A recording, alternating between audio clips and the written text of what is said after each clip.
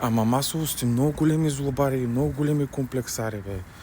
Ама много лоши хора. Какво става направо? Явно това е единственият начин да оцелееш ли на този свят. Да си лош, например, или не мога да разбера.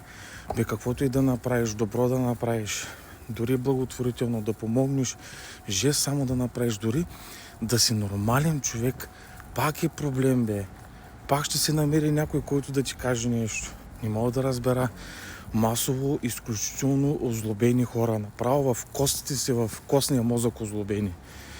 И това се получава, защото те вместо да се потрудят да се променят, да тръгнат напреди, нали, да излязат от този балон, това е много трудно.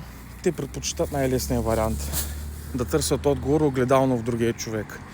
И да намерят някъде, къде да се излеят злобата. Но това не е решение на проблема. Злобата не е сила. Злобата е по-скоро слабост.